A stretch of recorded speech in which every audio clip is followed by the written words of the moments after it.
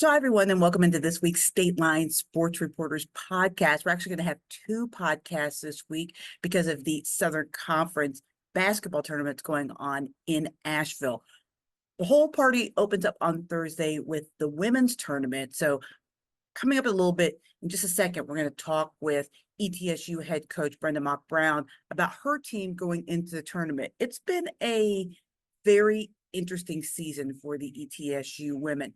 Preseason pick to win the conference had almost everybody back from a team that finished third in the regular season, set a program record for wins for ETSU, a lot going for this program, but it's been kind of a bumpy year. Lots of injuries, especially in the post.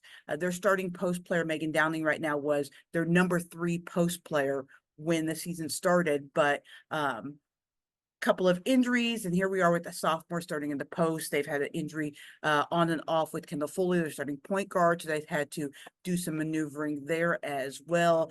Julia Cotton's been injured on and off throughout the year. It's been a tough year for ETSU as far as injuries go, but the Bucks aren't using this as any excuse at all. In fact, they still say the expectation is the expectation.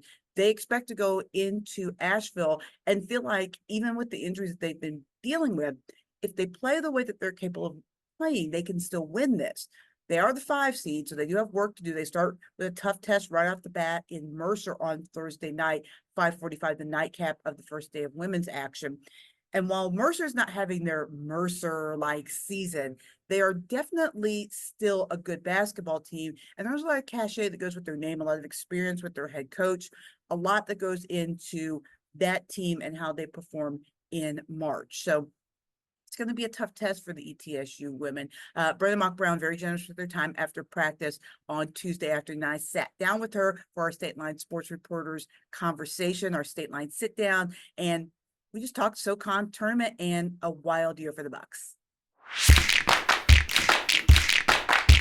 Welcome into our Stateline sit down ahead of the Southern Conference tournament. We are joined by the head coach of the Buck women, Brenda Mock Brown. First of all, Coach, thanks for joining us. Oh, you're welcome. I'm so glad to be here. So this is your second time around in Asheville for the tournament. You kind of know what the drill is. What's the feeling going into this weekend? Well, obviously we're coming off 2 losses. We wanted to have a little bit of momentum, but it also it gave us the opportunity to challenge our kids yesterday. And I do believe they've responded in a productive way. I think they are ready. I think they see that they can compete with any team in this league if we keep our energy and focus high. We've taken our lumps this year, but we've also had some great success. So we've got to determine which version of ETSU women's basketball is going to show up at the tournament. We've got to make that decision that it's going to be the team that plays at the high level that everybody's seen us do. Yeah, you kind of led into my next question, which is, when you guys are good, you guys are as good as anyone in the team, but you've had some injuries, you've had maybe a little bit of inconsistent play at times, but knowing that you can beat anyone, does that give you confidence? Absolutely. That's something I've been, look at the scores, look at the tape. We know that we can compete with anybody. There are 2 teams in this league that we haven't beaten, but otherwise we've beaten the other ones. And so that does give us great confidence. And I think self-awareness is good. You don't always want to talk about the low points, but we know that we have a very high ceiling, but a low floor. We've got to be self-aware and make sure that we keep our energy high. And it's going to be challenging. We know that, but there shouldn't be any pressure. We finished as the 5th seed. We had, of course, higher expectations than that. But like you pointed to, there has been some adversity. There's some explainable things, not that we're trying to make excuses, but it is something that we've had to overcome, is dealing with, unmet expectations for ourselves this year.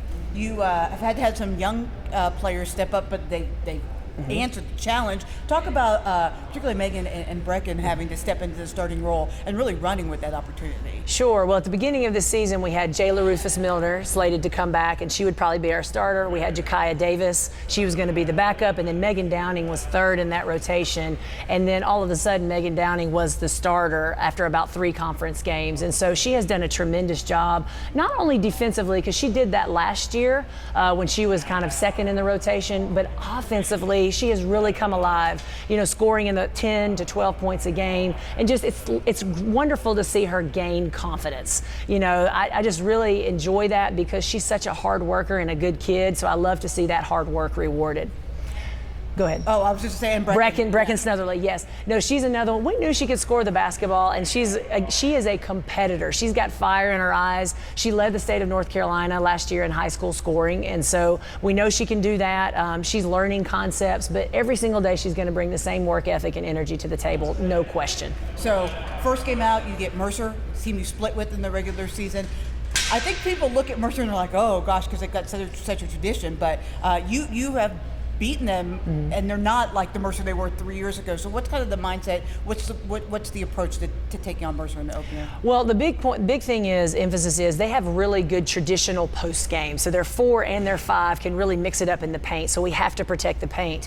What hurt us down in Macon was the 3 ball, though. You know, I think they hit 8 threes against us. So we've got to guard the paint, but also not let them have open threes. And then, you know, we've got to score the basketball and run some fluid offense. You know, so I think we know here it was a high scoring game, and that's a little bit unusual for us. So I think if we guard a little bit better than we have been in the past couple of games, you know, we'll be in good shape against Mercer. But yes, they have a great, rich history. They've won the Southern Conference several times. I'm really good friends with Susie Gardner, their head coach. We actually coached together at the University of Florida. We were assistants together for 3 years. And here's another little nugget. One of their assistants, Allie Trani, I coached her at UNC Asheville for 4 years. So I know that program well. They're good people, but we certainly want to beat them on Thursday. Absolutely. Well, good luck down in Asheville. Hopefully many, many trips back and forth for us. You guys will be staying here. But thanks for joining us on the Stateline Sit Down.